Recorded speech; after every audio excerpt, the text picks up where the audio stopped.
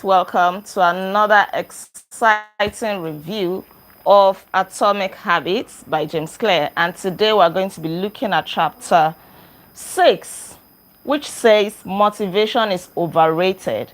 Environment often matters more. Right, let's get into it.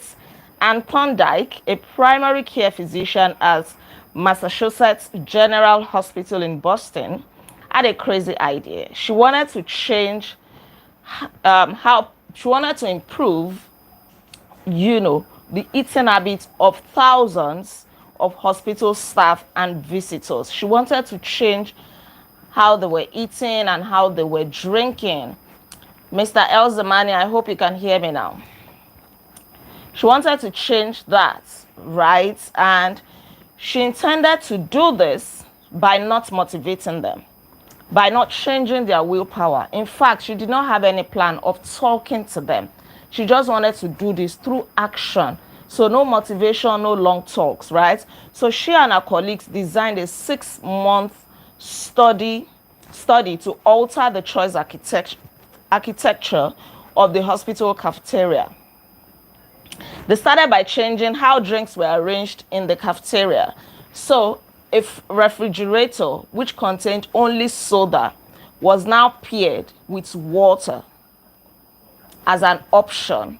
And all through the room, the cafeteria, they made sure that they put a basket of water beside each food station, such that water was easily accessible. Right. So soda, before then, soda was the primary, more like, the primary drink. Even after they did this, soda was still in the refrigerator, but water was now available at all drink locations. And over the next 3 months, they discovered that the number of soda in the hospital cafeteria dropped by 11.4%. Meanwhile, sales of bottled water increased by 25.8%.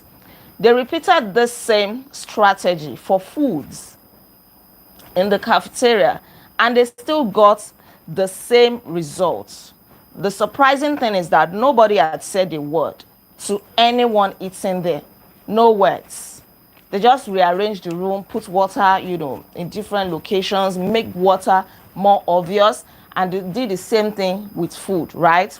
So this suggests that people often choose products not because of what they are, but because of where they are. Environment matters.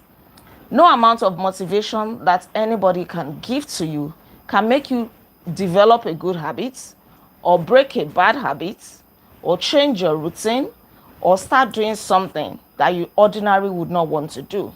But then, if you often see that thing, if it becomes obvious to you, don't forget that the first law of behavior change says make it obvious, right? Make it obvious. And this is what we are building on. What is your environment like? And when we say environment, it can be divided into different aspects. Your home environment, your work environment, even in your bedroom, it is also an environment. How do you arrange your bedroom?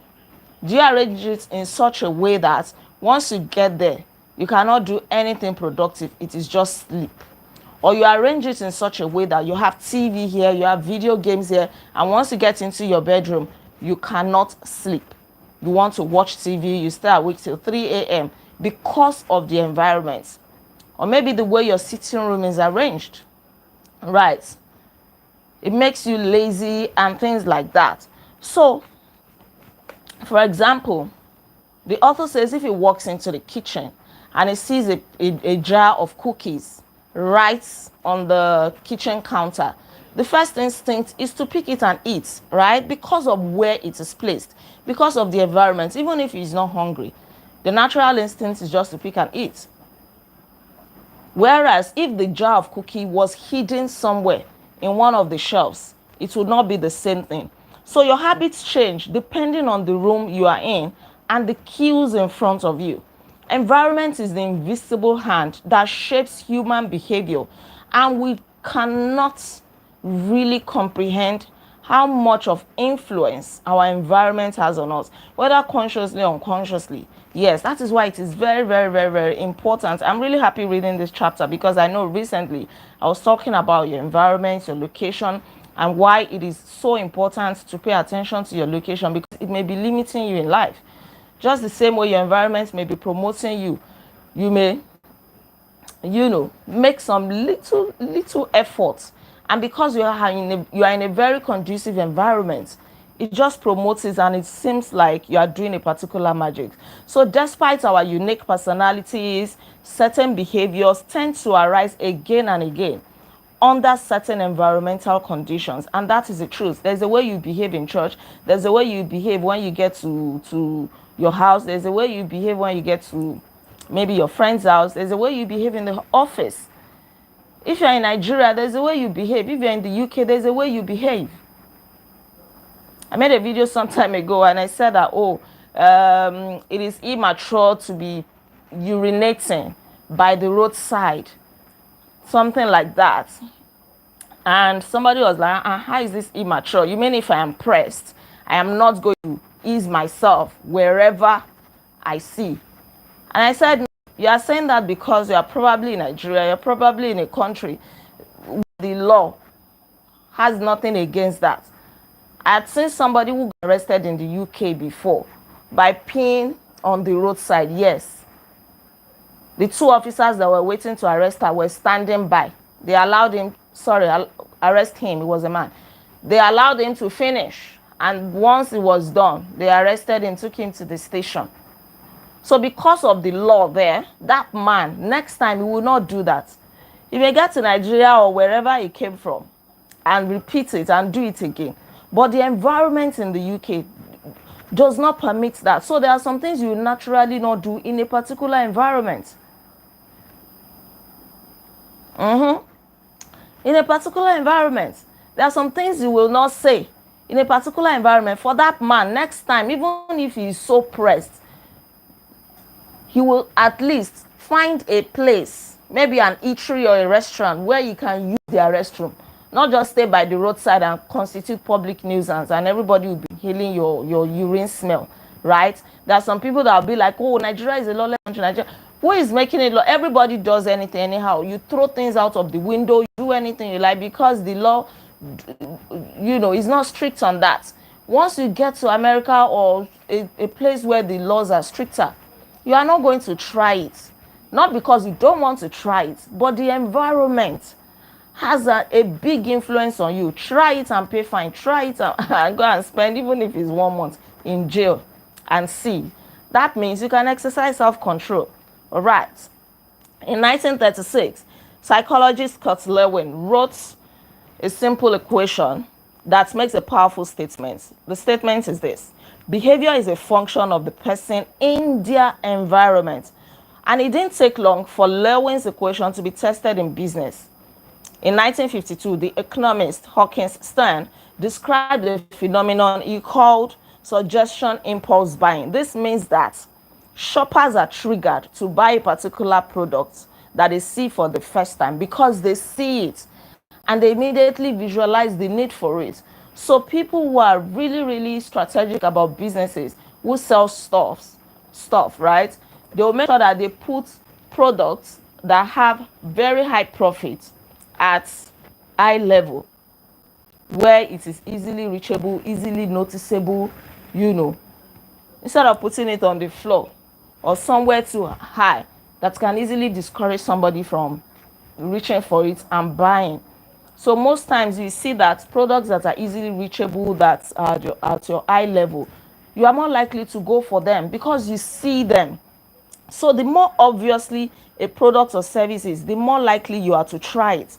We like to think that we're in control, but actually we are not always in control. We are conditioned by something, by what we see, or by the laws in the environment, or the conditions in the environment, right?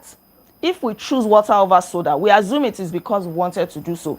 But the truth, however, is that many of the actions we take, each day are shaped not by purposeful drive and choice, but by the most obvious option. So if you want to be an ardent reader, put your book in a place where you can easily see it every day. Put it by your bedside, put it beside your pillow, put it on the table where you usually work, put it in your bag, take it to work. The more you see it, the more you'll be reminded that, I'm supposed to read, I'm supposed to read. There is a review coming up, I'm supposed to read. I ought to build my reading habit and things like that. Right. Okay. And in humans, perception is directed by the sensory nervous system. Every animal has its own way of sensing and understanding the world. For human beings, it is we perceive the world through sight, sound, smell, touch, and taste. But the most powerful of all human sensory abilities is vision. The human body has about 11 million sensory receptors. Approximately 10 million of those are dedicated to sight. Some experts estimate that half of the brain's resources are used on vision. So given that we are more dependent on vision than any other sense, it should come as no surprise that visual cues are the greatest catalyst of our behavior. What we see moves us a lot. What we see, That's why they'll say out of sight is out of mind. If you don't see something often or regularly, you are not likely to always remember it or pay any attention to it. Right. For this reason, a small change in what you see can lead to a big shift in what you do. So be mindful of what you see. As a result, you can imagine how important it is to live and work in environments that are filled with productive cues and devoid of unproductive cues. It may even be the people you surround yourself with, maybe your work environment, the area where you live, your neighborhood. You really want to do great things in life, but your environment is limiting you. Thankfully, there is good news for us. You don't have to be the victim of your environment. You can also be the architect of your environment. You can design your environment in a way that will bring you progress, growth, success, prosperity in life, in a way that your mind will be open up. You'll be exposed to different things. So how do you design your environment for success? How do you become the architect of your own environment and not the victim of your own environment? The location, let me quickly say this. During the energy crisis and oil embargo in the 1970s, Dutch researchers began to investigate why some houses used to consume more electricity than others, even though the houses were similar. Some house owners used more electricity than their neighbors. And then they discovered that it had to do with the location of the electric meter. In some houses, the meter was in the hallway, like in the passage where people were passing and they would easily see it. In some other houses, the meters were in the basement where it wasn't so obvious. So guess the people that use more electricity, those whose meters were in the basement. Those whose meters were in the hallway, in the passage where they would always, where there was flat movement. Okay. And the reason is simple. The more they passed, they could easily track their meters, see their electricity consumption, and quickly adjust their lifestyle. Probably switch off an AC or turn off the water heater or things like that. They were able to track it. So the more you see, the more adjustments you can easily make to your life. The more you see, the more influence you can have. Right? Every habit is initiated by a cue. And we are more likely to notice cues that stand out. Unfortunately, the environments where we live and work often make it easy not to do certain things because there is no obvious cue to trigger the behavior. It is not easy to practice guitar when it is tucked away in the closet. It is not easy to read a book when the bookshelf is in the corner of the guest room. It is not easily accessible. It is not easy to take your vitamins when they are out of sight in the pantry. You will not remember. So out of sight is out of mind. Put it where you remember. If you are so serious about doing something, put it within your reach where you will see it all the time. If it is not something physical, set an alarm for it, like 3 times in a day. Let the alarm go off, reminding you.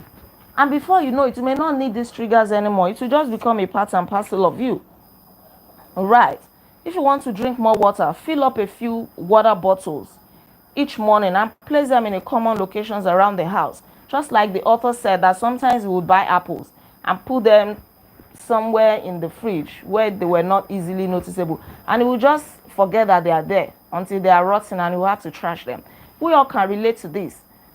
Sometimes I'll buy some things because it's not in a place where I see it all the time. You will not even remember.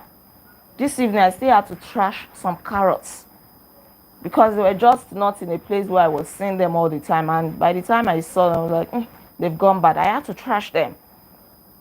But if I put them on the table, my study table and things like that, maybe as I'm reading, I can be throwing them. Right.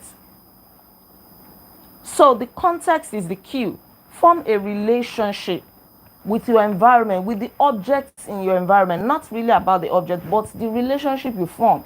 For example, if you relate your bedroom to sleeping alone, you know that you're not reading there, you're not watching TV there, you're not playing video games there. It is easier for you that anytime you get into the bedroom, the only thing that will come to your mind and your body is sleep. So make sure that you rearrange your environment, you design your environment in a way that it will favor you, that will move you to action, especially that will help you form positive habits, right? Many people drink more in social situations than they would drink alone because the trigger is really a single one. When you go to a social gathering, you watch your friends order drinks, the music is playing, and then you watch the way the barmen are serving drinks. It triggers you. You have a cue, and then you normally want to drink. My son, for example, doesn't like to eat at home, but anytime he takes food to school, he finishes it. And I know why. When he sees other children eating, he also wants to eat. That's why we have to be careful so that we eliminate negative influences from our environment. If you cannot leave the environment, leave the people. Maybe unfriend those people that will usually move you into doing things you don't want to do. We mentally assign our habits to the location in which they occur. You know that your office is for work. The gym is for exercise. Your reading table, clear it. Don't be watching movies there. Know that anytime you get to your reading table, it is time for serious work. It is time to read. It is time to work on your laptop. There's also an example here where somebody works. I think she's a writer. She writes on her laptop. She reads on her tablet. She browses social media and sends text on her phone. So she is able to relate each item to different activities. Don't mix everything up. If you mix your environment, yes, I'm trying to see how the author puts it here. I'm not sure I can easily locate it now. But don't mix things in your environment. You'll be mixing your habits. There'll be no clarity. There'll be no clear-cut direction. Right. Do it in such a way that each space or location is earmarked for something. There is clarity. That is a way to build good habits and to eliminate bad habits. All right. One space, one use. When you can't manage to get to an entirely new environment, redefine or rearrange your current one. You can do that because you may not be able to completely get out of your environment, but redesign it. So this may be a good time to check your bedroom. Maybe your bedroom does not even motivate you to want to sleep well at night. It may be that you are not suffering from insomnia. It's just that your bedroom is scattered. It's not well arranged. Declutter.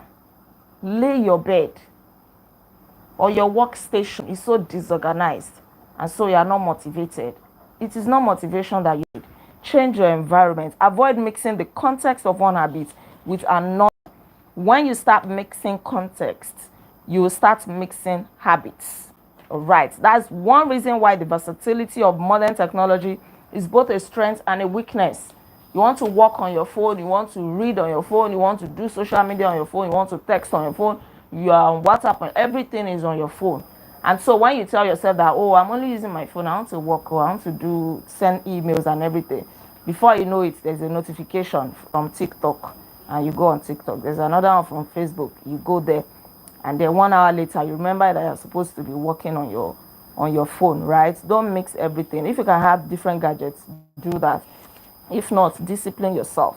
All right. A stable environment where everything has a place and a purpose is an environment where habits can easily form. All right, that is it. Now, what have we learned from this chapter? Let's quickly go over the chapter summary. Number one, small changes in context can lead to large changes in behavior over time. Number two, every habit is initiated by a cue. CUE. We are more likely to notice cues that stand out. So make it obvious. If you really want to build that good habit, make it obvious. Put it where you can see it. Set alarm for it and things like that. Make the cues of good habits obvious in your environment. You want to be an ardent reader. Put your book where you can easily see it. Carry it everywhere you go. Number four, gradually your habits become associated not with a single trigger, but with the entire context surrounding the behavior. The context becomes the key.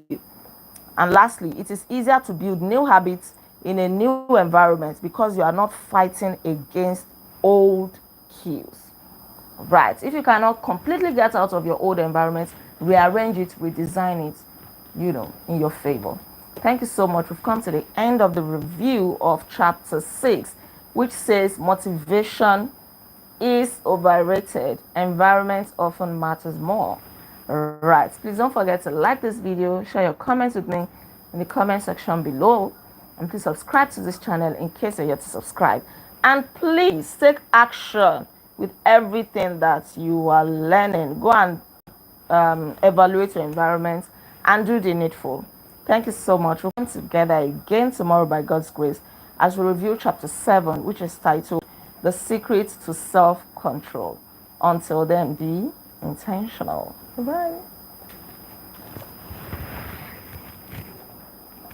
All right. Thank you. You're welcome. You're welcome.